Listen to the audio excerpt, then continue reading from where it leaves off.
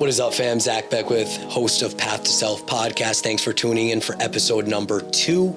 In today's episode, we're going to go over the origins of mainstream medicine, our version of medicine reimagined, and how you can use your life as your medicine. I want to thank you guys so much for tuning in. Be sure to like, share, and subscribe. Thank you guys. And always remember, face yourself to free yourself.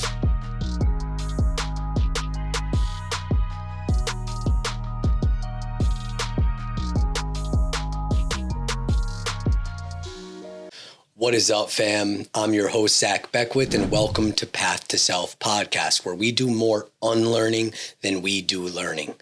Join me while we dismantle conditioned beliefs and illusions that keep us sick, stuck, and profitable, while we provide a more empowering and root cause approach to health and wellness. I want to thank you guys for joining. This is episode number 2 of our podcast. I want to thank everybody who tuned in to episode 1. It means the world to me. If you don't mind giving a like, share, subscribe, that would mean the absolute world. This episode, we're going to get more into depth around our approach to health and wellness. We're going to get into what medicine has been all about and kind of its origin and how we view medicine and how we help ourselves and our clients to reach optimal health. And with that being said, it all began with a gentleman named John D. Rockefeller and his buddy Andrew Carnegie. Mainstream medicine, John D. Rockefeller. He is was a very influential person, very, very wealthy. He was behind the petroleum. He was behind mainstream medicine, mainstream media. But the big thing is he began by founding the American Medical Association. Due to him having so much money and having so much pull, and after the wars, he had he had utilized petroleum in the war. And once the wars had ended, they had to find a new way for petroleum to be used. This happens very often in war, because war is big time money. So just like canola oil started as an oil that was used as lubricants for machines in the war, they had to find a way to utilize it once the war was over. So he was behind petroleum, and once the war was over, he infiltrated the American Medical Association's mainstream media and the universities in order to convince them to basically revamp medicine using this petroleum-based medicine.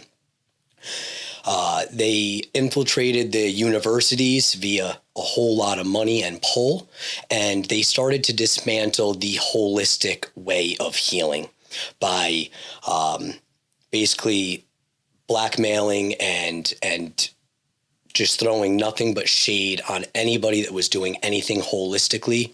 So this petroleum-based medicine and this new wave of mainstream medicine could come forth. So John D. Rockefeller creates the American Medical Association, convinces a lot of powerful people to start to use this petroleum-based medicine, which I guess in some emergency cases can be useful, but I say that very loosely and mostly for emergencies. What was very quickly found was that this petroleum-based was causing cancer. And what John D. Rockefeller did from there was he created the American Cancer Society. So he was able to sweep under the rug the fact that this petroleum-based medicine was causing cancer. So he not only created the American Medical Association, infiltrated the universities and the mainstream media in order to push this new wave of medicine. His medicine was then causing cancer and a host of other diseases, so he creates the American Cancer Society to then treat the side effects from these petroleum drugs. And that's where we currently stand with our mainstream medicine. Does it help some people? Yes. But what I don't want us to forget is that mainstream medicine is the third leading cause of death in the United States. And that is a fact, and you absolutely can look that up. And it's because of this petroleum-based medicine and the fact that medicine is built around managing symptoms and keeping patients just well enough to live, but sick enough to continue to profit off of for their entire lifetime. There's no money in actually getting to the root cause of health, which is why we've started Path to Self-Wellness, in order to bring forth a new way for health and wellness. I like to call it Medicine Reimagined. And that's what we're going to go over today, is how we view health, how we view symptoms, and how you can learn how to use your life as your medicine. And I want you to just gently close your eyes for a quick second and really be with that. Your life is your medicine. What does that mean to you? Because I'm going to get into what that means for me and how we can help serve you. Hey guys, thanks so much for tuning in and listening this far. If you haven't already, please be sure to like, share, and subscribe. And let's drop back into the episode. So, your life is your medicine. What do I mean by that? What I mean is every conscious or unconscious choice that you make is either leading to your level of wellness or illness. And that can be very scary for a lot of people. It's a big paradigm shift where we have to make the shift from victim consciousness to radical responsibility. The way mainstream medicine makes us believe now is that our health is out of our hands. It's up to your genes, and it's determined by germs and viruses. So mainstream medicine makes you a victim. You're a victim to your genes, and you're a victim to small microorganisms that are going to make you sick. Has nothing to do with the life you live, the food you eat, the places you visit. It has everything to do with your genes and germs. And I'm here to break that belief. And I ask you to maintain an open mind throughout this episode. This is a culmination of my life's work. I've been doing a lot of research in the last 5 to 10 years. As many of you know, I've made a lot of shifts to my health and those around me. And I really hope that you keep an open mind. Even if you don't align with everything that I say, that's okay. I just ask you to keep that open mind here. All right. So let's go over one of my favorite quotes. We all have a gap between the life we live and the life our soul longs for us to live. Your health is a measure of how big that gap is. What does that mean? We all have a gap. How closely do your intentions, your goals, align with your actions? If you are living a life that's keeping you stuck, sick, and miserable, then you have a big gap between that life and the life that you're meant to live. And your health is a measure of how big that gap is. This, again, is very tough to swallow because we have to take a look at ourselves. We have to take a look at where we're acting unconsciously and where we can start to act more consciously. So from there, what really stands out to me in this world, especially around health, is the fact that many of us poison ourselves all day, every single day, between the food we eat to the work that we do, the relationships that we keep, and we get sick maybe once or twice a year, and we blame one another for why we're sick, without ever taking a look at the actions that we are taking, consciously or unconsciously, that's actually leading to your level of wellness or illness. So let's move on and let's get into what I call mindful consumption. Mindful consumption is essentially your diet. And when a lot of us think about our diet, we think about simply the food that we put into our mouth. But for me, it's so much more than that. Mindful consumption is what we eat, what we drink, what we put in and on our bodies, from lotions to shampoos to toothpaste to the food, what we inhale. Are we living in an environment infested with mold, with candles that are toxic, with air fragrances that are toxic? How we breathe. How we breathe, we're going to get into a little bit deeper once we start to talk about the nervous system. But how we breathe will either trigger our fight or flight response or our rest digest response. So how we breathe is either going to reduce or increase our stress. So that's a very, very big one. What we feel, how we feel. Many of us don't have an understanding of our emotional selves, really. You know, some of us suppress all of our emotions or overly express them. So how we feel, what we feel is a big part of our consumption or our diet. What we think. This is a huge one. Do we have limiting beliefs that are not serving us, that are helping us create a reality unconsciously that we're not happy with, that's leading to illness? Or are our thoughts empowering and aligned with our actions and our dreams? What we watch. This is huge. Are you constantly watching shows and movies and you know your phone that's leading to nothing but stress, that's feeding that fight or flight response, increasing your stress levels and decreasing your immune system, leading to illness instead of wellness? What we listen to, same thing. Media, music. Is what you're listening to feeding you or taking away from you? These are the kinds of questions that we really want to get to if we actually want to be well and take our health back into our own hands. What relationships we keep. This is huge.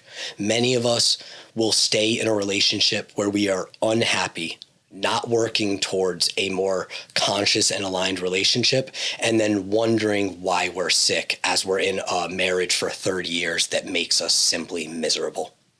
And the places that we visit. Are you going to bars every weekend that is just leading to illness? Or are you going to the gym and visiting places that uplift you and lead to better wellness? These are the things that make up our diet, what I call mindful consumption. And these are the things that we have conscious control over that's going to help us improve our health and decrease illness. These are the things that the medical establishment do not talk about, because they know that if we take our health back into our own hands, we're no longer sick. We're no longer profitable. And that's their biggest fear. And that's where our power lies, is what we have control over. Okay? So our choices are either impacting us through wellness or illness on all levels. And those 4 levels are mentally, emotionally, spiritually, and physically. All of these areas of mindful consumption are potentially leading to better health or more negative health due to the stress that it puts on our body. Okay, so there's good stress and there's bad stress. For instance, when we eat food, our bodies become slightly stressed as our body starts to break down that food. Now, a negative stress regarding our nutrition would be eating processed foods, refined sugar, food sprayed with pesticides and herbicides. This is negative nutritional stress. Positive stress is eating whole foods, organic whole foods, local to you, local farmers. That's good stress versus bad stress. Another way, Physical stress. There's good physical stress and bad physical stress. Exercising is good physical stress as you break down muscle tissue in order to build back stronger, bigger, and more efficient. Bad physical stress is physical trauma, getting into an accident. These are the kinds of stress that aren't good. Poor posture. These are negative stress physically. So there's a host of different stresses on our body that we want to try to minimize. And those things are nutritional stress, as we talked about, good and bad stress. Electromagnetic. So sunlight. Sunlight is so critical. Morning sunlight in order to enhance our vitamin D production. And this is a good kind of stress for us. Now, if you're not getting morning sun, but all you're getting is midday sun, you're causing bad stress on your body. Another bad electromagnetic stress is EMFs. So electromagnetic frequencies. These are bad electromagnetic stress. So trying to minimize that EMF exposure is going to help you improve your health by decreasing the stress. There's chemical stress, like drugs. These are chemicals that we put in our body that cause stress and damage to our body. Good chemical stress are good all organic supplements or serotonin that's naturally released. These are chemicals that are good for us. A little bit of stress is good for us. Too much is going to lead to illness and disease or dis-ease. Physical stress, as we talked about. Good physical stress is good quality movement and exercise. Bad physical stress is poor posture or physical trauma. Thermal stress. Bad thermal stress are hypothermia, burns. Those are stress that we don't want. Good thermal stress are when we maybe are in an environment that our body knows is toxic, we may have a fever. And that's a good stress because that fever is bringing us back into homeostasis, starting a detoxification process in order to bring us back into balance. So once again, good stress, bad stress. Many of us in today's world that are not being mindful of our consumption, we have way too much stress. And stress is what breeds illness or dis-ease. And that's what I mean when I say your life is your medicine. If you are unconsciously going through your life, not being mindful of the relationships you keep, the way you breathe, what you think, what you watch, the relationships you keep, what you put on and around your body, you're going to have so much extra stress on your body, and you're going to find yourself with disease processes and illnesses that you're going to then blame other people for or your genetics. And this is so disempowering. And to me, it's very sad to me because I made that shift from victim consciousness to radical responsibility. I took the bull by the horns and I changed my life. And my level of health is so much different than it was when I was not being mindful of my consumption. So going back to the stress, many of us have way too much stress in our body from all levels. And that impacts our nervous system, specifically our different branches. The sympathetic nervous system, the fight, flight, freeze, or fawn response, and the parasympathetic nervous system response, which is your rest, repair, and digest response.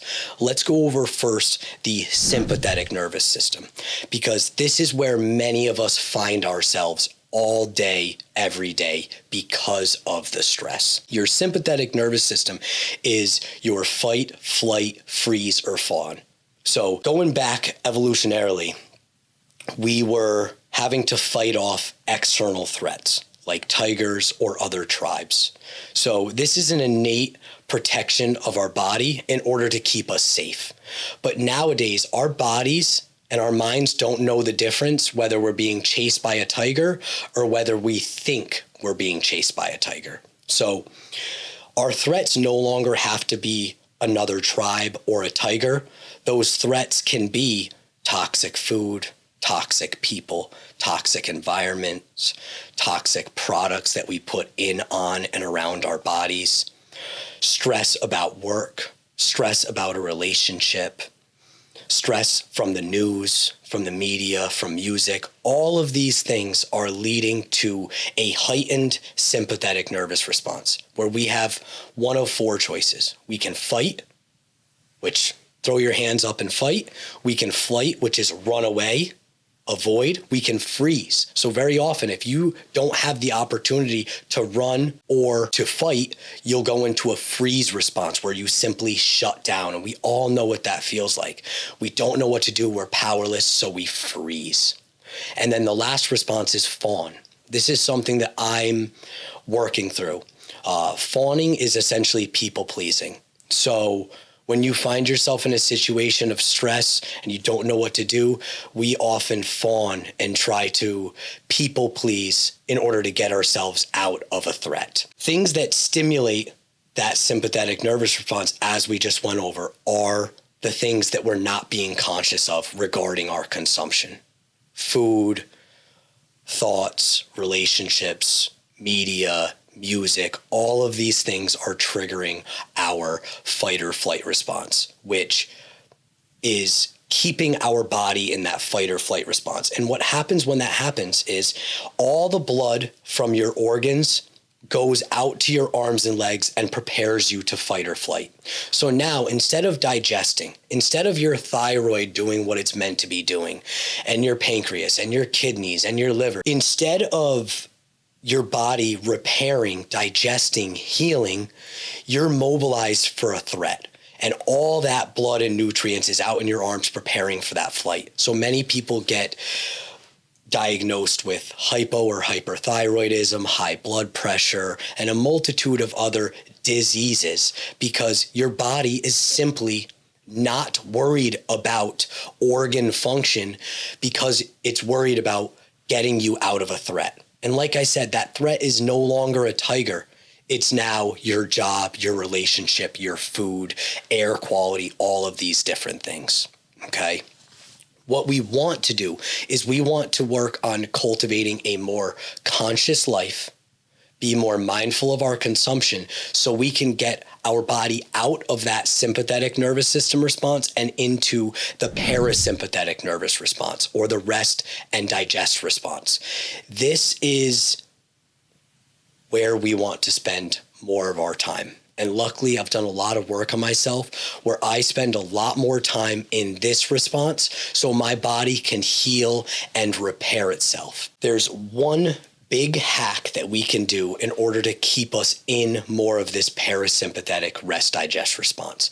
And that is the conscious control over our breath. Your breath is your anchor. It is the key to getting you out of that fight or flight response. If you're breathing with your chest, you're stimulating that fight or flight response. Shallow breaths in through your mouth, you're going to be in that fight or flight response.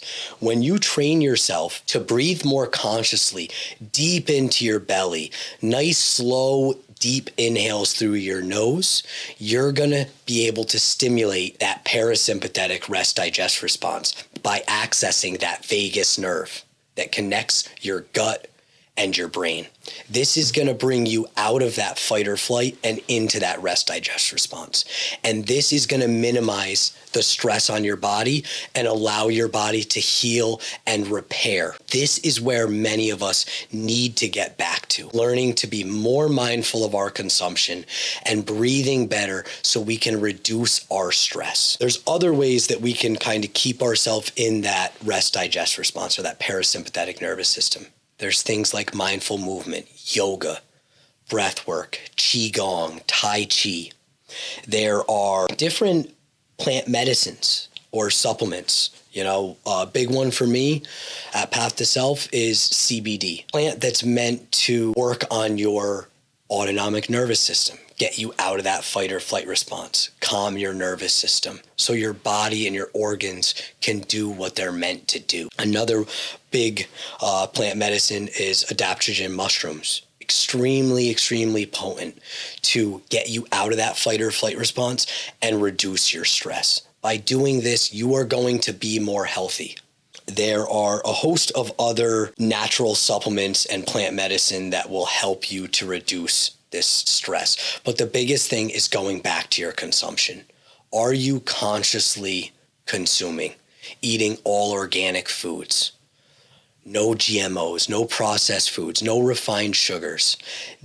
Eating better, living relationships that are more fulfilling, visiting places that really uplift you, listening to music and media that feeds you instead of taking away from you, using all organic candles versus toxic candles, getting rid of chemical-based skin products and natural care products that are not serving you, they're actually poisoning you, and using products that are all organic. These things are going to help you to reduce your stress. And that's why I say your life is your medicine.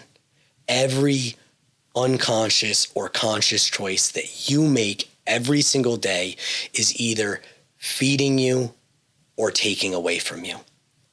The medical establishment wants you to believe that you have no control over your health and that it's predetermined by your genes and by whether you get in contact with germs. And that is not the case.